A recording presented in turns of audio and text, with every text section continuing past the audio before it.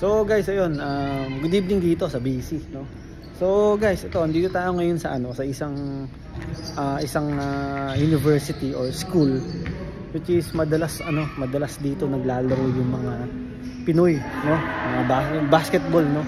So actually meron ditong liga.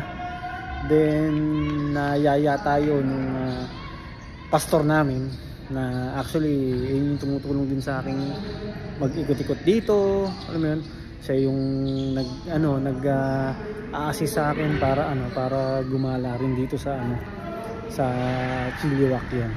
So yun, tapos ngayon merong laro yung church na dinadalawang ko rito, which is yung NLA, no, New Living Assembly, which is yun. Panoorin natin, then yun, saksiyan lang natin yung anong klase ang laro dito. So yun guys, ito, pasokan na natin to. So guys, ito yung court nila rito. Ayun, nakikita mo, lawak ng rito, ng court nila rito. Hindi ko pa ma-sure kung anong klaseng liga to, pero alam ko liga to. Kasi base dun sa pastor, may laro to. Semi-final laro pala to.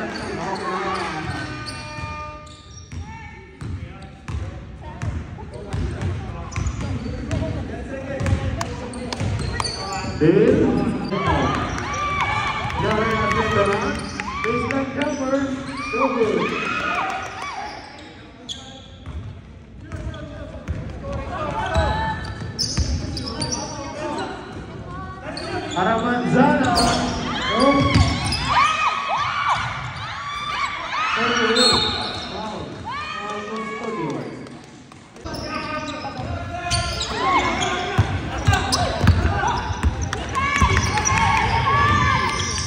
Bueno, pass to Lee. Behind the back, pass to Lee. Custodio to Lorena.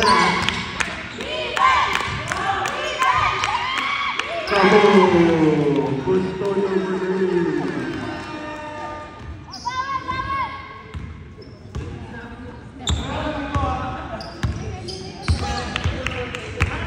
Para Manzana.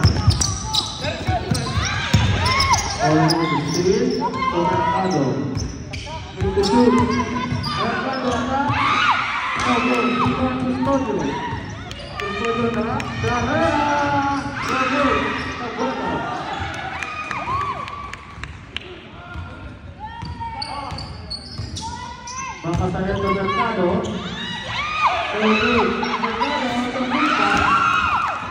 So guys, yun dito, pala to guys, liga pala to ng Filipino Association in Chilliwack. Yun, so Chilliwack na yun yung group na sinalihan ko na saan doon ako nag-post at para maghanap ng church dito. So yun guys, dito rin guys, hindi lang puro Pilipino kasali sa liga, which is iba't ibang lahi, mga Canadian. So yun, nakakatuwa lang kasi marami rin palang Pilipino dito. So score na yun, yung puti,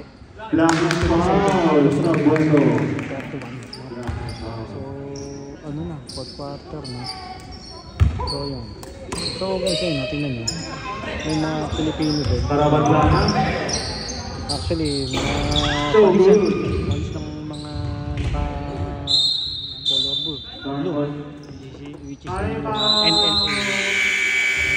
So ganito. So pangalan pala guys ng court na to is yan, Rosedale.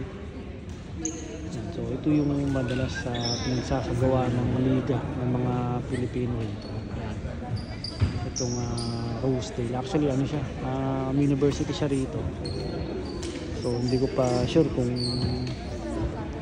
kanong upa siguro rito ng mga Pilipino o pero maganda guys, maganda. Kita-kita yung yung flooring pa lang, talagang talagang tanggi tabla na tabla, di ba?